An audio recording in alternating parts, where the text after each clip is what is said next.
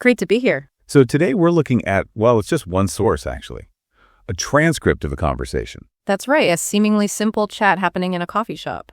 But we're going to dive deep, see what it tells us about communication, maybe personal preferences, and, well, sometimes you find surprising things when you look closely. Exactly. This source is from an English learning context, which is interesting because it's designed to showcase real-world interaction, all the richness packed into everyday talk. Right. So our mission really is to pull out the key insights, those memorable bits, and maybe some practical takeaways just from this one exchange. Showing how much you can get from just, observing closely. Okay, let's jump in. Where does this all start? Okay, so the source sets the scene. A really busy coffee shop. Morning rush. The classic scene. Long line. Apparently insane is the word used. Everyone needing that caffeine fix. We've all been there.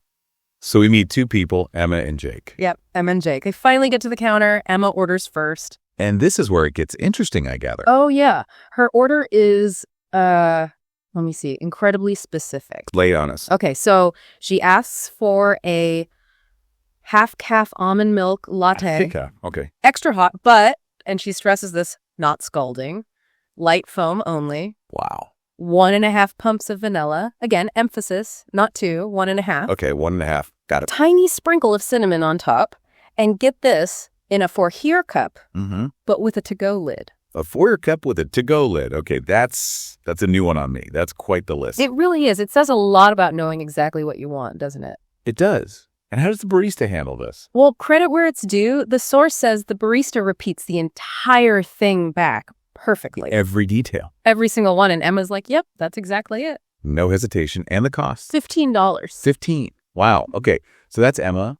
Then Jake steps up. Right. And his order, a medium black coffee. That's it. That's it. Talk about contrast. Exactly. The source even notes the barista's reaction, something like, easiest order I've had all day. I bet. And Jake's coffee cost? Just $5. 5 versus 15. Black coffee versus, well, Emma's creation. The difference is pretty stark, yeah. And it naturally leads them into talking about why they ordered what they did. Right. You'd have to ask, wouldn't you? So Jake's reason? Simple. He just likes the taste of plain coffee. Fair enough. And Emma?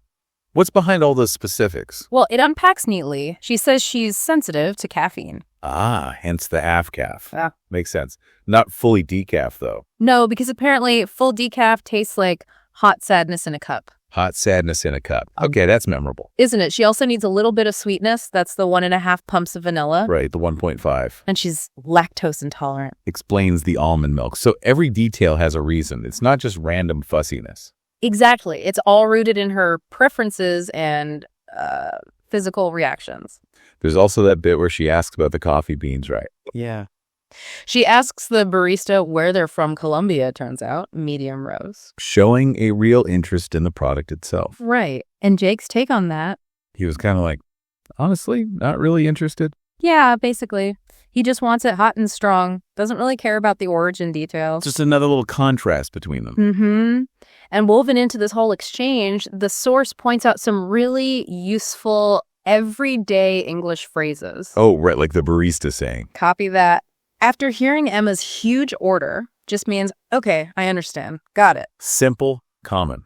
And Emma tells Jake to hang tight. Yeah, meaning, wait a sec, while she's ordering. And she uses have no idea when talking about caffeine. Right, like she genuinely doesn't know how it'll affect her sometimes. Total uncertainty. Okay.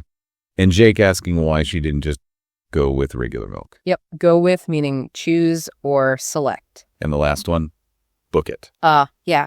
When they get their drinks and need to leave for work, one of them says, let's book it, means let's hurry, let's move fast. It's cool how these little idioms just pop up naturally in conversation. Definitely shows how language works in real situations. Okay, so they've ordered, they've discussed, they get the coffees. What happens next? Well, Jake's plan is simple. Take his black coffee back to his desk, drink it later, safe and sound. Low maintenance. Very. But Emma, given her specific order, needs to check hers immediately. Of course she does. What's she checking? She says she's got to check the foam situation and the temp. Quality control. Got to make sure that $15 was well spent. Precisely. But this is where the uh-oh moment happens. What? Don't tell me. They got switched. The cups got mixed up. Oh, no. So Emma takes a sip of what she thinks is her latte, but it's Jake's black coffee. Yeah. Her reaction is immediate. Oh my gosh, my latte is so bitter. calls it a new crisis. Oh dear. And Jake, he sips hers. Takes a sip of what should be black coffee and finds it kind of sweet and all foamy. Definitely not what he ordered either. Not at all. The barista sees it happen, apologizes profusely, and offers to remake both drinks right away. Okay, standard recovery, problem solved. You'd think so, but this is maybe the most surprising part of the whole thing, Emma's reaction. After the initial so bitter shock. Yeah. Instead of just handing it back, she kind of pauses, takes another little sip. She says, hold on a sec. It's not actually that bad. Wait, what? The black coffee? The thing she was basically set up to hate? Exactly. She admits the initial caffeine jolt was intense, which fits with her sensitivity. Sure. But then she says, the actual taste, it's pretty good. No way. After calling decaf hot sadness. I know. It's a complete turnaround purely because of an accident. So she actually liked it or tolerated it. Seems more than tolerated. She said she thinks she can handle it.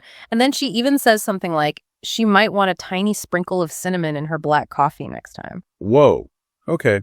That's unexpected. Totally. And she reflects maybe she'll order something a little less complicated next time. So the mix-up actually opened her eyes a bit. It really seems like it. And because of this, they actually tell the barista not to remake the drinks. They just keep the switched ones? Yep. They stick with the mistake. Okay, wow. So let's unpack this whole scenario then. We went from this super specific order To a simple one, through the mix-up. to this surprising discovery. What are the big takeaways here? We got the facts, sure. 1.5 pumps, Colombian beans, $5 for Jake's. Right, the details are clear. But what does it all mean? Well, firstly, it really highlights those layers of personal preference, doesn't it? And how we communicate them. Emma's order wasn't just complex, it was, well, functional for her. Yeah, based on sensitivity, intolerance, taste. It wasn't arbitrary. And the contrast with Jake tells us about different approaches. Customization versus simplicity, maybe detail-oriented versus function-focused. But the real core, I think, is that switch, the accident. Absolutely. It forced them to confront their own assumptions. Emma assumed black coffee was bad. Maybe Jake assumed Emma couldn't possibly like black coffee. And they were both kind of wrong. Yeah. It just shows the value of maybe being a little flexible or just being open to things not going exactly to plan. Sometimes the mistake leads somewhere interesting. The wrong order wasn't so wrong after all. Not for Emma, anyway. It suggests that, maybe trying new things, even accidentally, can shift our perspective in ways we don't expect. So this whole coffee shop story, it's like a mini example of, well, lots of things. It really is. It shows how much is going on beneath the surface of simple interactions.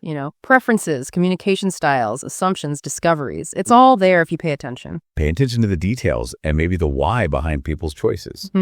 Even the seemingly excessive details, like the for here cup with a to-go lid, they mean something to the person asking. It's a good reminder that our own complex orders in life, the specific ways we like things, are built on our own reasons and histories. Definitely.